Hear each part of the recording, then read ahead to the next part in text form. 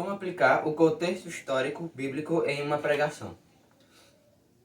Hoje em dia, me dá muita tristeza quando eu chego em uma igreja e vejo de cara aquela alegria sempre de estar na casa do Senhor para ouvir a mensagem que vem da parte de Deus.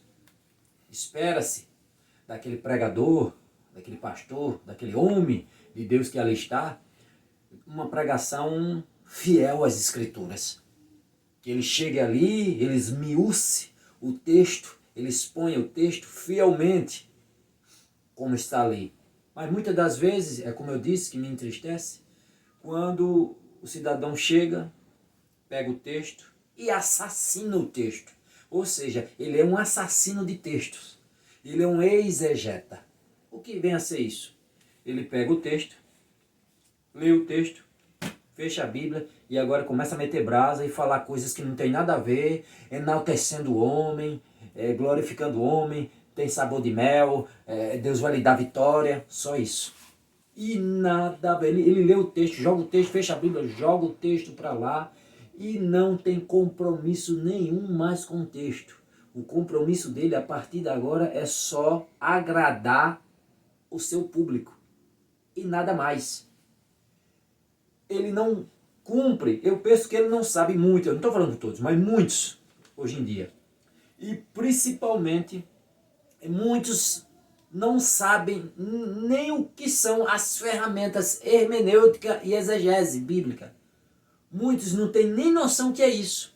E o que vem a ser a hermenêutica e a exegese bíblica? Eu gosto de dar exemplos assim. É como se a hermenêutica fosse uma vassoura de palha grossa. Aquela que você vem passando e varrendo e tirando aquelas partes mais grossas da poeira e da sujeira. E às vezes ela não consegue captar aquela poeirinha mais fina. Aí você entra com a exegese. Entra com a vassoura de palha fina, malha mais fechada. E vem, raspa e limpa tudo. Ambas se completa. Hermenêutica. Pega um texto. Você vai ler o texto. Lê o texto. Ponto, vírgula, acento. Primeiros pontos. Quem escreveu o texto? Para quem escreveu o texto? Qual o tema central do texto? Olha só, a investigação. Você viaja, você vai mergulhar, você vai entrar no livro. Você pega uma máquina do tempo e viaja no tempo. É um arqueólogo, é um historiador. Você vai mergulhar, adentrar dentro daquele texto. Aí Aí começa a perguntar, quem escreveu o livro? Foi Paulo. Para quem ele escreveu? Para os coríntios. Qual o objetivo central da carta? Esse. Qual o contexto histórico? Quem era o imperador da época? Esse. Tudo, olha, você vai esmiuçar, você vai adentrar, você vai ler a carta toda, você lê a carta toda, você lê todo o texto, todo o contexto, para entender. Ele escreveu, Paulo escreveu, exemplo, estou dando um exemplo. Paulo escreveu no ano tal, para fulano, a situação a qual se encontrava era de perseguição, a igreja estava rebelde, o tema central desta carta é até em tom de repreensão. Tudo isso você vai pesquisar, vai esmiuçar toda a carta, todo o contexto histórico, até o imperador, quem era, se perseguia, se não perseguia, tudo aquilo ali. Ó. Você vai da idade, do tempo, em que foi escrito, ele escreveu no ano tal, com objetivo tal, para fulano de tal, o tema central da carta é tal. Tudo isso você vai esmiuçar. É um trabalho de colégio, como se você fosse fazer um trabalho no colégio, onde a professora te exige e te pede todos os detalhes. E você vai fazer isso. Tudo, vai esmiuçar o texto, ponto, vírgula, acento, tudo. Usei hermenêutica, interpretação. Busquei, pesquisei. Sobrou alguma coisa? Sobrou. O que? Exegese do texto. Eu vou usar agora a exegese. O que é exegese? Eu vou agora fazer o quê? Eu vou para o texto original, na língua original a qual foi escrita. Quais línguas originais em que a escritura foi escrita? O hebraico, o aramaico e o grego. Se eu estou no Antigo Testamento, é o hebraico e algumas partes em aramaico. Se eu estou no Novo Testamento, é o grego, que agora se levantou alguns para falar que o texto do Novo Testamento, originalmente foi escrito em aramaico e depois transcrito para hebraico e grego. Tudo bem. Mas o que nós temos, em grande quantidade, é manuscritos gregos. Então é o texto ao qual nós temos em maior excesso, então vamos trabalhá-lo. Então eu pego o texto grego do Novo Testamento, se é o Novo Testamento que eu estou estudando, se é aquela carta é o que temos, então eu vou no original e vou na raiz da coisa, agora ver o que está se dizendo no original, se de fato a minha tradução é correta. Se a minha tradução está trazendo todo o sentido ao qual o original entrega. Como assim? Não adianta dizer que a língua secundária que recebe a tradução, ou seja, a língua que recebe, a língua receptiva, que está recebendo a tradução daquela língua principal, ela consegue captar todo o sentido do original. Não, ela não consegue.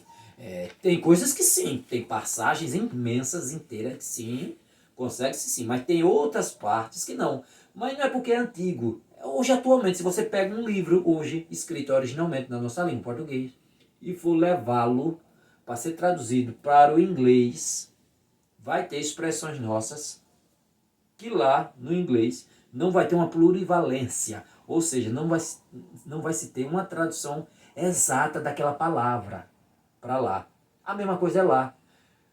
Tem palavras no inglês, frases, palavras no inglês que na nossa, se a gente for pegar um livro atualmente, trazer e tem palavras ali que na nossa tradução, que para a gente trazer para a nossa língua, tem expressões ali que não se tem uma tradução exata daquela palavra. Para eles quer dizer isso. Mas para nós, quando a gente traz para nós, pode ser isso, pode ser aquilo, pode ser aquilo, pode ser aquilo, pode ser aquilo. Olha só, não se tem uma tradução exata. Isso é normal.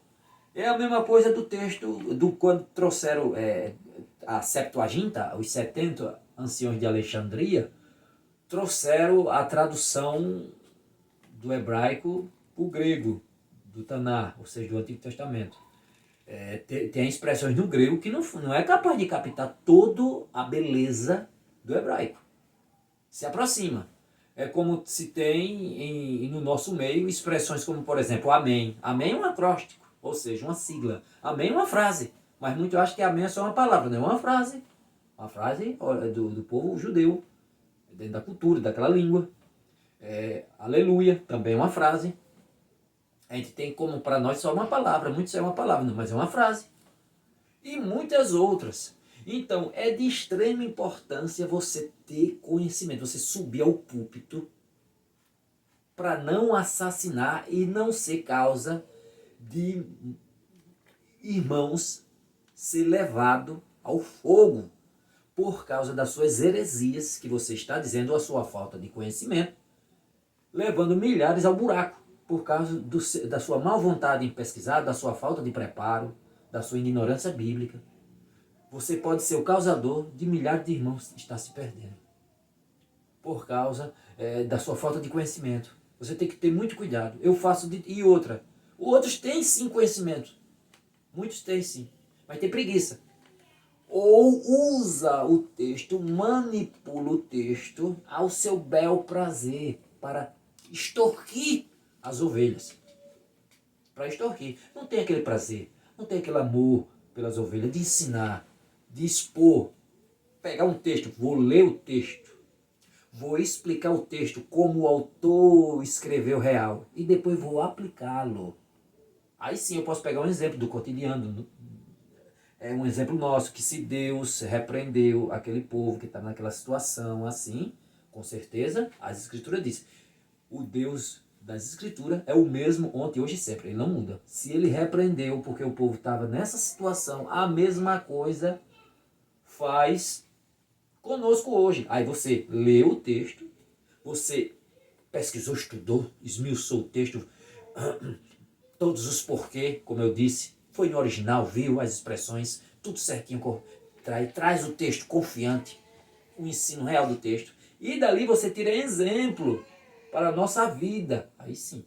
Não como eu tenho visto, que me dá uma tristeza, o cidadão sobe no púlpito, lê o texto, fecha a Bíblia, joga para lá, pronto. Aí começa a falar. E começa a falar coisa e não volta mais para o texto. Ele começa a trazer exemplos e coisas que não tem nada a ver com o texto, enaltecendo o homem, autoajuda. E esses coaches aí, meu filho, hoje em dia tá triste. E começa a esmiuçar, e começa a levar o texto. Nada a ver, ele já foi embora, fugiu do texto. Cadê o texto? Não é, tá falando que não tem nada a ver. Nada a ver. Um texto, eu vejo textos muitas das vezes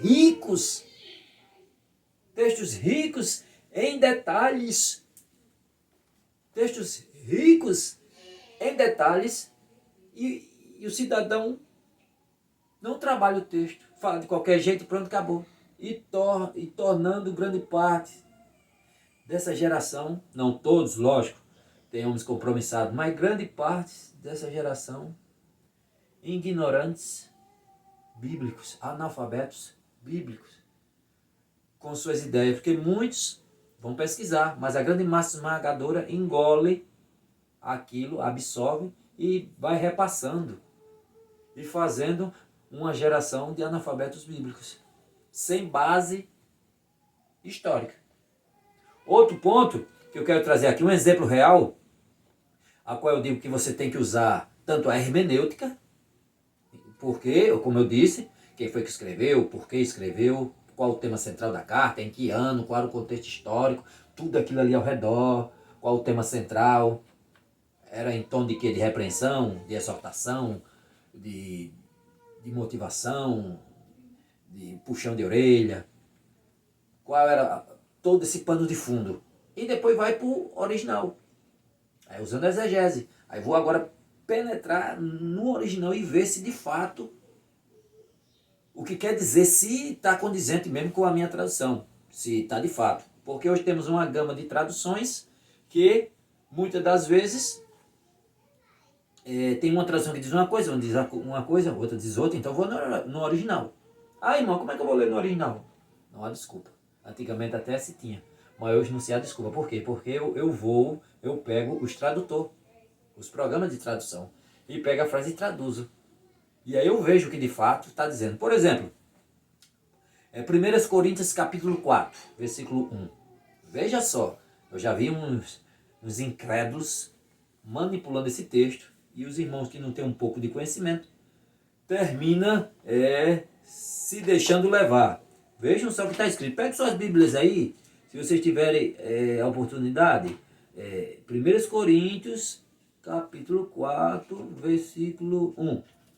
Aqui, 1 Coríntios capítulo 4, versículo 1. Veja só que eu já vi os cidadãos que gostam de manipular texto. Quando ele gosta de manipular. Eu tenho um canal, Valdomiro Lima, Apologeta. Eu já fiz um trabalho em cima desse texto, mostrando como ele está no original. Veja só. 1 Coríntios capítulo 4, versículo 1, diz assim: assim, pois, importa que os homens nos considerem como ministros de Cristo e dispenseiros dos mistérios de Deus. Olha só o que diz nesse texto. Aí você para, vou trabalhar esse texto. Vamos trabalhar ele. Ministro de Cristo, aí você para e reflete. Aí o cidadão lá na frente começa, tá vendo? Ficam batendo de frente com o seu líder. Ficam batendo de frente com o seu pastor. Tirando a sua autoridade. Querendo enfrentar. Nós somos ministros do Senhor. Temos que ser respeitados. Sim, você tem que respeitar o seu líder. Mas ele fala num tom de soberba e de autoridade e de domínio sobre o que não é dele. Sobre um povo, ovelhas, que tem um dono.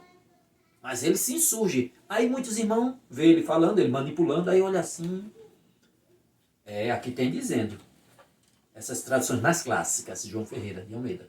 Que tem outras que já está trazendo já mais esmiuçado. Mas traz, quero, assim pois importa que os homens nos considerem como servos de Cristo e mordomos, né, dos mistérios de Deus. Já traz mais esmiuçada. Mas servo, sim, traz uma essência, mas não traz toda a plenitude da palavra e da palavrazinha que está no original.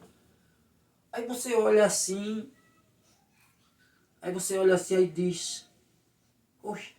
Aí você começa a pensar, vê ele lá falando, é ministro, quem não tem um pouco de domínio de conhecimento, ministros de Cristo. Aí você olha assim, aí faz, ministro, é aqueles homens na autoridade de Brasília, que anda com seguranças e se eu falar alguma coisa contra ele, eu posso ser até preso. Porque aqueles homens tem que ser respeitados, homens de grande, de grande poder, não é mesmo? Aí eu fico imaginando naquele nível, naquele tipo ali. E ele manipula e me faz pensar naquilo. Aí eu fico de orelha murcha, comendo as buchas, de que muitas das vezes erros que eles cometem. Mas quem entende da Bíblia, quem lê a Bíblia corretamente, nunca vai pensar que aqui é Paulo que escreve aos Coríntios. Jamais Paulo está falando no sentido de se ensoberbecer ou se colocar sob domínio sobre as ovelhas, como um ministro naquele tipo de Brasília. No nível daquele homem dali. Sim, respeito sim.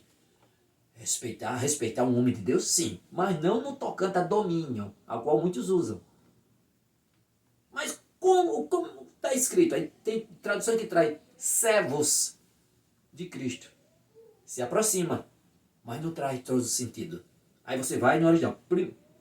Primeiramente, esse texto aqui, quando ele fala essa passagem, é bom salientar, você lê o texto e o contexto, para não sair daqui, é que ele está explicando-se sobre a acusação e leviandade de alguns aqui, que estava colocando em xeque sua autoridade, como um homem de Deus, como um ministro, como um servo de Deus. E ele fala isso aqui, mostrando, confirmando e falando sobre sobre o seu ministério.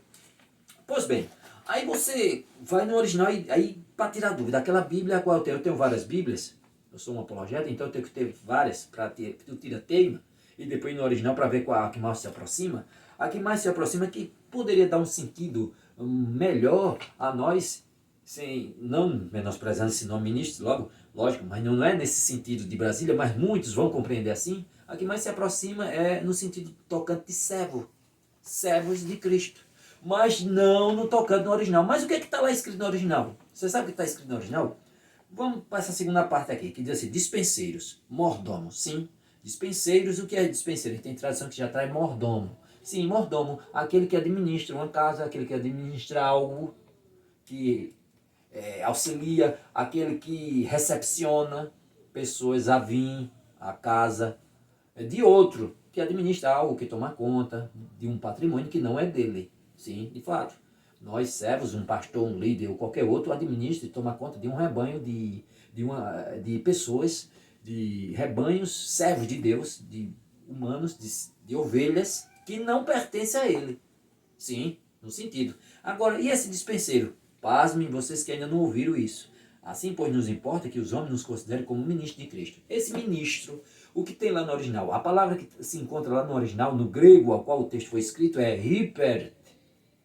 Essa palavra que você encontra lá. Você, quando vai ler o texto, você encontra essa expressão, hyper. E o que significa hyper?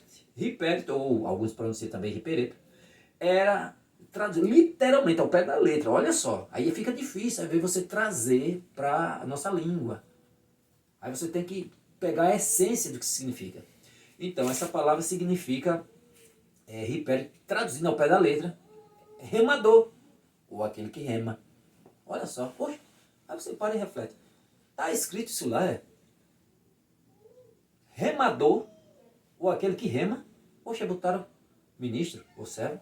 Poxa, mas como é? Mas o que é um riperte?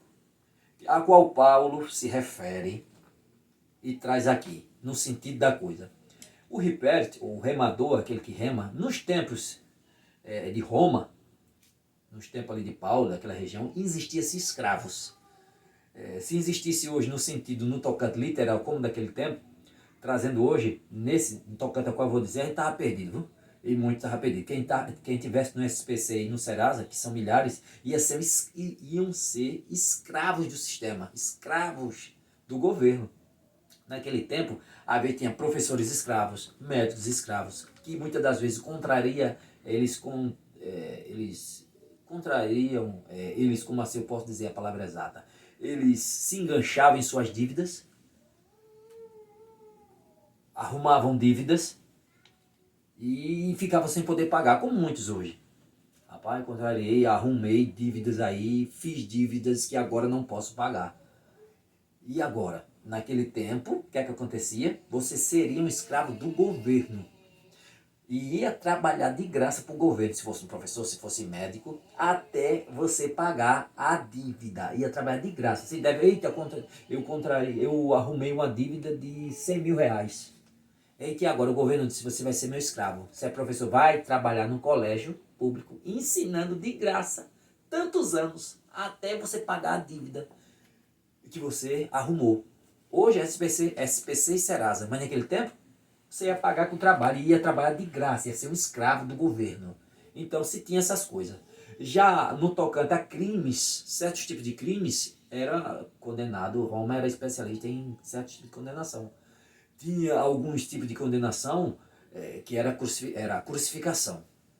E outras que eles pegavam um cidadão, no caso, Ripert, um escravo de baixa ralé, não era nem um escravo doméstico, a qual ficava dentro de casa servindo uma espécie de tutor.